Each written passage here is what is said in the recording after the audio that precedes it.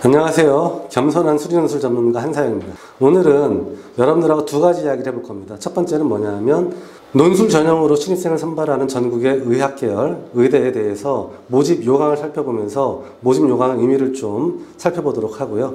두 번째로는 동일한 수학 주제에 대해서 수능형 그리고 이공계열의 논술형 그리고 의학계열의 논술 문제들이 어떠한 차별성을 가지고 출제되는지 살펴보고 의학계열의 수리 논술 전형으로 합격하기 위해서 어떻게 수학 공부를 해나가는 것이 옳을지에 대해서 말씀드리겠습니다. 논술 전형으로 신입생을 선발하는 전국의 의학계열, 의대에는 총 10개 학교가 있습니다. 일단 수리 논술 전형만으로 선택하는 선발한 학교가 이렇게 5개 학교가 있고요. 그 다음에 수리 논술 플러스 과학 논술 또는 의학 논술이라는 좀 신박한 논술 전형을 치르는 학교가 또 5개의 학교가 있습니다.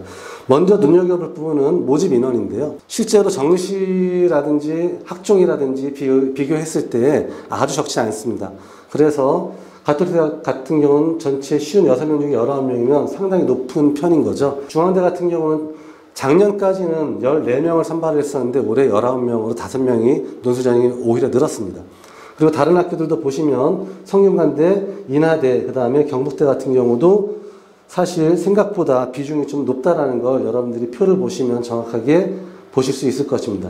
특히 연세대 같은 경우는 신촌 캠퍼스는 치의학과만 논술 전형으로 선발을 하고 원주 캠퍼스 같은 경우는 의학과만 논술 전형으로 선발을 하는데 역시 60명 중에 10명, 93명 중에 15명이니까 충분하게 노려볼 만한 숫자라고 볼 수 있습니다. 자, 다음으로 의대 논술에서의 반영 비율을 좀 살펴볼 건데요. 보시면 3대 7인 학교들이 좀 있고 논술 100%, 그리고 논술 100%, 뭐 2대 8, 4대 6이 있는데 이게 3대 7이든 2대 8이든 4대 6이든 이게 논술 100%랑 별반 차이가 없다라고 봐도 무방한 것이 실제 반영 비율에서 학생부의 등급 간의 점수 차이를 크게 주지 않기 때문에 30대 70이라고 보는 것이 아니라 3대 97이라고 보는 것이 훨씬 더 바른 판단이 될 것입니다. 그리고 다음으로 정시에서 여러분들이 의대에 합격하기 위해서는 4개 영역 전체에서 골고루 고득점을 올려야지만 가능하겠죠. 그에 반해서 논술 전형 같은 경우에는 4개 영역 중에 수능 최저를 뭐 등급만 딱 맞춰주면 되기 때문에 굳이 표준 점수를 보지 않는다는 거죠. 그래서 아주 고득점이 필요가 없다. 등급만 맞춰주면 된다. 그리고 두 번째, 한 개 영역 정도를 내가 좀 자신 없는 부분을 좀 실패를 해도 충분히 노려볼 만하다. 이것이 논술 전형이 가지고 있는 특징이라고 볼 수 있습니다. 그래서 정시보다는 수능 점수에 대한 부담이 훨씬 더 적다라고 볼 수 있겠죠. 자, 다음으로 출제 범위, 수리 논술만으로 선발한 학교 5개의 경우를 좀 살펴볼게요. 일단 수학 3화, 수학 1, 수학 2는 모든 학교들이 다 공통입니다. 거기에 선택 과목인 미적분학, 기하학, 확률 통계학 중에서 어느 과목을 출제 범위로 제한하느냐가 좀 차별이 있는 것인데 이게 여러분들이 좀 생각을 봐야 될 부분이 뭐냐 하면 내가 가톨릭 대학교만 쓸 거야. 혹은 내가 성대만 쓸 거야. 라고 생각하면 뭐 미적분 더하기 확통, 미적분 더하기 기하만 준비하면 되겠죠. 근데 논술 전형에서 기하를 쓸 거야. 내가 가톨릭 때도 쓰고 성대도 쓸 거야 한다라고 보면 사실은 세 과목을 전부 다 준비하는 것이 올바르겠다. 중앙대 같은 경우는 올해 요강에서는 아예 출제 범위에 대한 언급을 아직 안 했습니다. 그리고 고등학교 교육과정을 충실하게 이수한 학생이라면 풀 수 있어 라고 이야기했기 때문에 이건 사실 전 범위가 나올 가능성이 크다라고 볼 수 있어요. 아까 수능 최저에서 좀 빼먹었는데 연세대 신촌 캠퍼스 같은 경우는 치의학과는 아예 수능 최저가 없습니다. 그러니 수학과학에 자신 있는 친구라면 논술 전형으로 일찌감치 좀 준비를 해보는 것도 충분히 유의미하겠다라고 판단할 수 있고요. 여기 보시면 아시겠지만 중요 의대들은 3과목 다 출제되는 경우들이 대부분입니다. 선택 과목들이. 따라서 수리 논술의 입장에서 보자면 선택 과목 3과목을 모두 다 준비하는 것이 옳겠다. 자, 다음으로 학교마다 조금 차이가 있는 것이 연세대 신촌 캠퍼스 같은 경우에는 자연, 이공계열의 수리 논술하고 의학계열의 수리 논술 시험지가 동일합니다. 같은 시험을 치른다는 이야기예요. 반해서 연세대 원주 캠퍼스 같은 경우에는 이공계열의 시험지하고 의학계열의 시험지가 다릅니다. 근데 다르니까 다르게 준비해야 되냐 하면 사실 그렇지가 않아요. 왜냐하면 같이 보든 다르게 보든 의학계열에서 요구하는 것은 가장 근원적인 질문에 대해서 답할 수 있는 논리적 사고력이 있는가. 그래서 이공계열에서 출제된 문제 중에 한 문제 혹은 두 문제가 공통으로 나오고 의학 계열의 논술에서는 거기 추가로 한 문제, 두 문제 정도가 더 나온다라고 보시면 됩니다. 그래서 공통적으로 보게 되는 시험 문제의 형식이 있고 거기에 추가되는 형식이 있다고 보시면 되고 의학 계열에 추가되는 문제는 조금 더 본질적이고 그리고 조금의 창의성을 요구하는 문제들이 추가가 된다라고 보시면 될 것 같아요. 결론적으로 의학계열의 논술시험을 따로 치르건 이공계열하고 함께 치르건 의대 수리논술을 준비하는 과정은 동일해야 한다라는 것입니다. 자, 다음으로 동일한 수학 소재에 대해서 수능형 문제, 이공계열의 수리논술 문제, 의학계열의 수리논술 문제가 어떻게 차별점을 가지고 출제되는지 살펴보도록 하겠습니다. 수능형 문제를 좀 살펴보도록 하지요. 사실은 상위권 학생이 이 문제를 풀 때 굉장히 많은 시간을 걸려서 푼다 그러면 문제가 있는 겁니다. 당연히 기계적인 해법이 가능할 정도로 숙지하고 있어야 되겠죠. 무슨 얘기냐면 첫 번째 수식을 보는 순간 위로 볼록한 함수의 그래프를 찾으란 얘기구나 라고 바로 눈치를 채야 되고, 두 번째 위로 볼록하다는 것은 이계도 함수의 부호가 음수구나 라는 걸 빨리 눈치를 채야 됩니다. 그래서 주어진 보기에 있는 함수들을 가지고 전부 다 두 번 미분을 해보고 주어진 구간 0, 1에서 이계도 함수의 부호가 음수가 된 함수를 빨리 찾아내서 답을 골라내면 성공이죠. 굳이 위로 볼록한 함수의 그래프의 개형의 정의가 왜 이렇게 수식으로 표현되는지를 이해할 필요 없습니다. 그냥 결과만 기억하고 있으면 되는 거죠. 수능 문제는 결과만 요구하니 이렇게 풀면 됩니다. 다음으로 이공계열의 수리논술은 어떻게 문제가 달라지는지 살펴보도록 하죠. 자, 먼저 평균값의 정의를 주고 있습니다. 교과서에 잘 나와 있는 내용이니까 상위권 학생들은 다 알고 있을 겁니다. 두 번째, 이게 좀 문제인데 되게 낯선 수식을 하나 표현해주고 있습니다. 수식도 아니에요. 그냥 문장으로 표시되어 있죠. 그리고 이럴 때 아래로 볼록이다라고 이야기를 하고 있습니다. 그리고 질문은 뭐냐 하면 본원적인 질문으로 넘어갑니다. 아까는 이계도 함수가 음수면 위로 볼록해라는 결과만 쓰면 됐지만 이 문제의 경우에는 이계도 함수가 양수면 왜 아래로 볼록한데 그거 증명해봐라고 요구를 하고 있죠.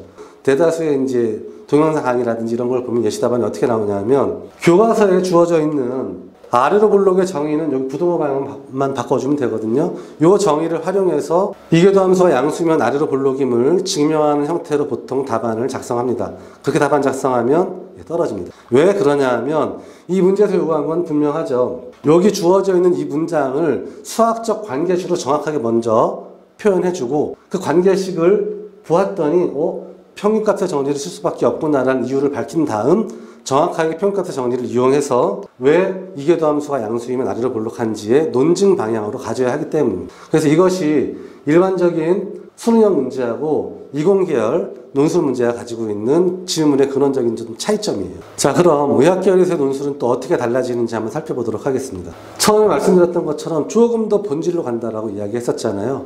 여기에서 첫 번째 제시문을 보시면 이계도 함수가 음수라는 조건을 줬습니다. 그러면 10중 8구 학생들 머릿속에서 뭐가 먼저 떠오르냐 하면 그래프의 개형이 위로 볼록하겠구나. 근데 이 문제에서 요구한 걸 보면 어떤 접선하고 원래 함수, 이계도 함수가 음수인 원래 함수의 그래프 사이의 관계에 대해서 논증을 하라고 요구했기 때문에 그래프의 개형이 위로 볼록이니까 접선을 그렸을 때 어떻게 되어요? 라는 식으로 설명하면 무조건 탈락입니다. 점수를 줄 수 없는 답안이에요. 그거보다는 오히려 더 본질적으로 들어가서 이계도 함수가 음수다를 만족하는 이런 함수와 이미 한 점에서 주어진 접선 사이의 관계에서부터 출발을 해서 평균값의 정리를 두 번 적용해서 논증을 하든지, 아니면 도함수가 음수일 때 원래 함수는 감수함수야 라는 사실을 활용해가지고 함수의 증감을 이용해가지고 그래프 개형에서부터 이 부등식을 증명하든지 좀 더 본질로 파고드는 논증이 필요하다라는 거죠.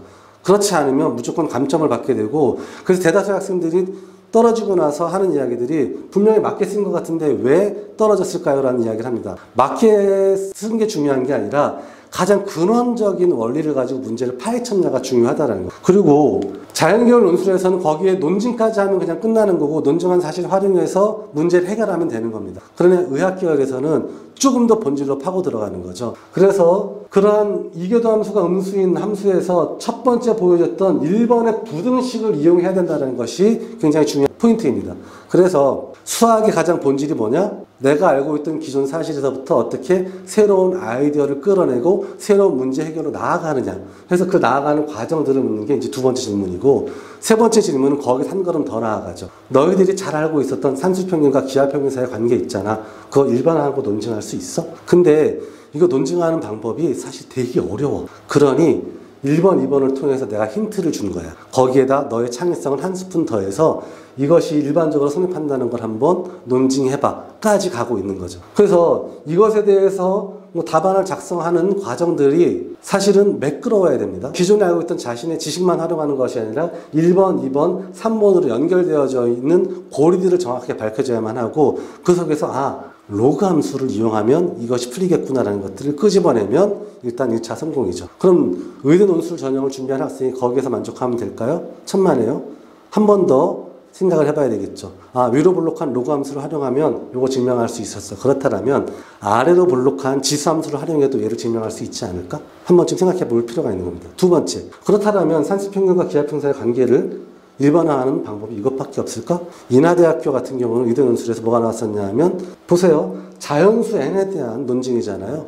그러니까 수학적 기납법으로도 논증할 수 있거든요. 그러니까 그러한 과정들도 한번 좀 생각해 보게끔 자신의 사고를 최대한 확장해주는 식으로 공부를 해나가야지 의대 논술에 충분히 합격할 수 있다. 그 확장의 과정은 가장 기본적인 공부를 잘 하는 데 있다라는 겁니다. 만약에 이 과정에 대해서 궁금해진다면 저를 찾아오십시오. 충분하게 그 연결고리들이 어떻게 이어지는지에 대해서 말씀드리도록 하겠습니다. 자, 오늘 두 가지 말씀을 드렸는데요. 중요한 포인트는 의대 논술로 충분히 노려볼 만하다. 두 번째, 의대 수리논술 준비할 때는 가장 근원적인 원리로 파고들고 거기에다가 자신의 창의적인 아이디어를 얻는 연습을 해라. 그리고 그런 연습을 하기 위한 강의를 들어라. 감사합니다.